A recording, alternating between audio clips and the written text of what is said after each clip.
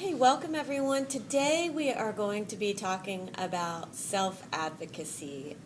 I've spent a lot of time this past week thinking about the why of self-advocacy. Why do we want to teach our children how to be expert self-advocates? And the reason we want to do that is because, truthfully, self-advocacy creates great leaders. Self-advocacy gives self-care, and self-advocacy gives power. We see that self-advocacy and speaking up for yourself is needed all over the world. We see it in every aspect of our lives as adults, whether it's in corporate environments or just being in friendship circles. Learning how to find your voice is an essential skill that will help any grown-up and any child survive certain situations and prosper and thrive. The best way we can do this for our children is to start them off early by teaching them these skills while they are still in elementary school. And there's lots of things we can do in the home to support this process. So today we're just going to go over some tips, and then we're going to open up our table for a roundtable discussion of how that can be put into place at home to support your child in school and social life as they grow up. I've been thinking a lot about my daughter. I've talked about her in other brown bags. She struggled a lot with learning differences. She had ADHD and dysgraphia and processing issues. And it became very clear, even though my daughter never had a problem finding her voice, she was always very vocal about things, did become very clear that when it came to speaking up for her needs academically, that was a really big challenge. So my husband and I began working with her probably in about third grade to really start advocating for her needs, for her 504 accommodations. Her accommodations were enlarging things on print.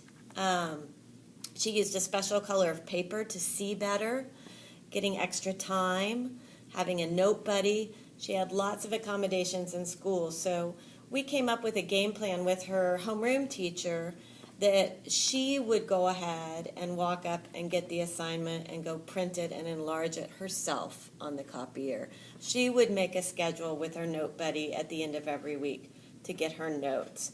Just those simple things helped her tremendously. So by the time she finished high school, she just strolled right into college, able to know what she needs and how she thinks best.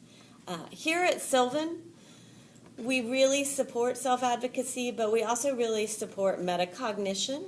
Metacognition is really thinking about how you think.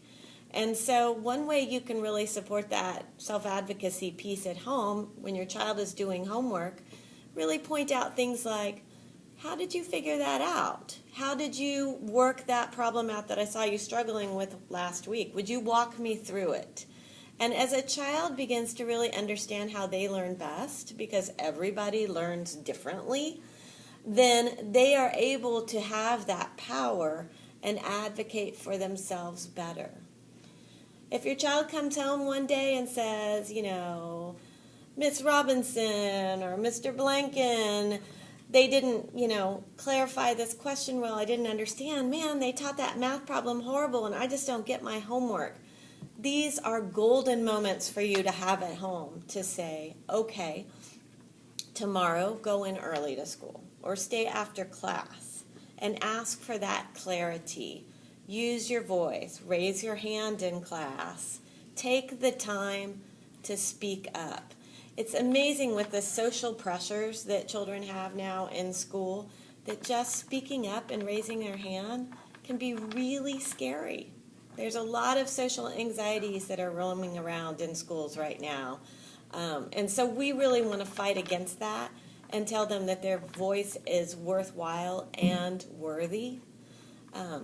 Being a vocal parent about no bullying zones, the zero tolerance zones, that is one just little side aspect of some things that are happening in our schools today that you can be a really positive support for. And as your child sees you role model they too will pick it up and model for themselves and their peers to have their own voice. One thing that I struggle with that is a good role modeling piece for self-advocacy is being an active listener. I always laugh to friends and tell them I would be the world's worst therapist because I start talking to a friend and then I'm like, oh, and me, let me tell you this story. And I've had to work and practice very hard through the years to close my mouth and focus on my friend or my colleague and actively listen and hear what they're saying. If you can really practice being an active listener to your child, that will reinforce that their voice is really worthwhile and needs to be heard. Teaching children how to be active listeners is so essential, but also teaching children how to be active in their language. So if your child is at home and says, "Mom, I'm hungry," that's not active language for advocacy. Guide them and nurture them towards having active language and saying, "Mom, would you please make me a snack because I'm hungry? Dad, would you please help me find my shoes? I need help." Instead of just, "I can't find my shoes," and waiting for someone else to pick it up. That doesn't enforce children advocating for themselves. So role modeling at home is a very important things to do. Create a plan with your child where you have check-ins and ask how they use their voice for the week or for the day, depending on their age. And then really, really celebrate it. Encourage children to support their peers to using their voice as well. It's amazing how these little things we do can make huge differences in their adult lives as they grow up learning how to speak strongly for themselves.